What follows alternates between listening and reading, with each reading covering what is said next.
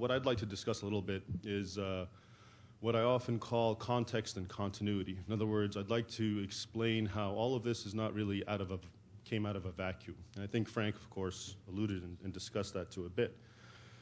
So what I'd like to start off is with discussing, for instance, the state of the Middle East or the Near East before the advent of Islam. And not many people, especially I don't think many Americans know this, that this region of the world is, of course, where Christianity was born. And that, for instance, in Egypt, I'm Coptic. I'm Coptic, like Cynthia right there, my kinswoman. And so Egypt, not many people will know this, was actually a bastion of Christianity, was in fact one of the top schools and had the greatest, almost was vying with Rome insofar as its theological authority and the fact that it was articulating the doctrines that we now know so well. And people like Origen and Clement and Athanasius, all these people were Egyptians.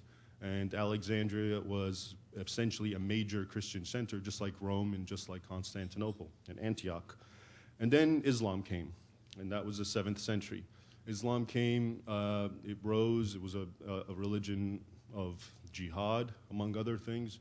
It invaded the entire Middle East. In a few generations, it had conquered all of North Africa, from Egypt up until Morocco. It went into Spain, it was at the gates of France, stopped at the Battle of Tours, went into Southwest Asia, and everything was, you won't get this from the hygienic textbooks that you'll read in the school, of course, but if you read the primary sources written by Arabs and by Muslims, you'll start to appreciate the amount of decimation that went on. One of the things that arose during this time, during this conquest and the subjugation of these people, and by the way, these regions that I just mentioned where Islam spread from North Africa all the way up until Spain and Southwest Asia, the overwhelming majority of the people living there, the indigenous people, were Christians. In other areas, of course, there were Jews and there were Zoroastrians, and of course, when the jihad spread further east, Hindus and Buddhists. But up until today, what we call the Muslim world is really land annexed from indigenous Christians, the majority of it. And again, so this is stuff that most people do not know. Now, during this time, what happened? What happened to the Christians? Okay, we can get into this. This is a very long, of course, topic, but some of the themes that I'd like to address are basically that with Islam, the trend was, of course, this is the religion of war. God is on our side because we beat you. It's a very basic statement. Whenever you read or you hear the term Allah Akbar, and you read about, the latest jihadists went, destroyed a church, or went and killed someone, and they all screamed Allah Akbar. Allah Akbar or Allahu Akbar, if you really break it down, it means Allah is greater, okay? But what that really means is, and what they're saying is, my God is better than your God. That's the most idiomatic understanding of Allahu Akbar. And so the concept is, I'm better than you, I'm stronger than you, I beat you, my religion is right. It's the philosophy of might makes right. I'm strong, therefore I'm right. And so this sort of mentality spread far and wide into the realm of Islam, these lands that I'm talking about. And so what happened to the dhimmis, and we'll get into that term, but the Christians and the Jews and the other religious minorities who were under this umbrella of Islam. Okay, so what happened is a sense of superiority to Muslims and a sense of degradation and subjugation for the rest.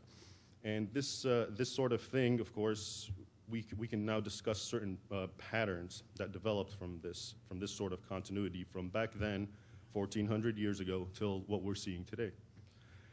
For instance, churches. Okay, so churches, some of you who are following it, you'll notice that there's been an uptick on the attacks of churches in the Middle East. And not just in the Middle East, and this is key to remember, it's not just the Middle East, it's Islam. Nigeria is not the Middle East. And on Christmas, jihadists went and bombed several Nigerian churches as people were worshiping and celebrating Christmas Mass, and they killed over 40 people and dismembered many others. And that's just the latest, okay? But before that and ongoing, you heard of course, the Baghdad church attack from, I think, 2 years ago, where, again, worshipers were celebrating Mass, and jihadists came, killed, slaughtered about 60 of them. Egypt, this is a routine. There was the New Year's attack, of course, that happened last year, and that, again, killed 40 people. Now, when you see these things and you don't understand the context, this is why I'd like to discuss the context. So you understand that this is not an aberration. This is not something that developed out of a vacuum. And so what am I saying? I'm saying that if you look at history, for instance, in Egypt, if you look at history, church attacks, church burnings, destroying them, this is so well documented in again, not by polemicist Jews or Christians who are out to make, who can't really trust because they have an axe to grind against Muslims. It's written and boasted about by Muslims, the most authoritative Muslims that we know of, the ones that Muslims go to understand their own religion. I'll give you just one example. I always mention this one. There's a medieval Egyptian historian named Al-Makrizi, and he's written many volumes, and his history of Egypt is considered one of the most authoritative. And when I read some of the passages in that, and I read, for instance, just the church aspect, I'll read, let's say, a page of, about some church being attacked or several churches. And then I'll go today and I'll read about the latest attack on a church. And what strikes me is I get confused which is which because they're so identical. It's verbatim to me. I forget, is that the old one or the new one? Because it's the same exact pattern, it's the same approach, it's just identical. And so to me, it's amazing that we have 1,400 years of this sort of continuity, and yet here we are, not we per se, but here the collective Western conscious is completely oblivious to all this and trying to make sense of, well, why is it happening? So this is just one example. Another example, for instance, forced conversions. The history of Islam in the Middle East is a history of forced conversion. Many people tell you, well, Islamic law doesn't really allow forced conversion. It doesn't, but it creates a system where it makes people want to convert real quick. Because if you don't convert, you're the despised second-class citizen. And unless you have some immensely powerful, if you're very tenacious about your faith, Christian or Jew or whatever, then it's very logical. Most people aren't that tenacious about their faith. Most people want to live a good life in the now. So what happened when Islam came in and created all these debilitating circumstances for the non-Muslims is mass conversions to Islam. Of course, that's now portrayed as the light of Islam came and everyone thought it was so great and they just left their own religions and converted. But forced conversion is a major issue. And another one that just evinces immense continuity. The other day, I was reading, for instance, an anecdote from Ottoman history, and it discusses how there was this man, and he was a Christian living in Turkey, and some Muslims, he was rich or well off, some Muslims became jealous of him, some altercation occurred. Next thing you know, they went and told the Qadi or the judge that this man's blaspheming Muhammad. And this and that, he was arrested, of course, because of blasphemy, you don't do that. He was arrested, and they told him, well, you have a chance, either convert to Islam or you die. And the man refused to convert, and then they started engaging, and I'm telling you exactly what the text says. This is the historical Ottoman text. It says, then the Qadi started to flatter him and tell him, well, you would really be great, a Muslim, and we'll give you so many riches and honors, and we'll do this and that. And the man still refused. So then the Qadi and the Muslims went into a rage and tore him to pieces.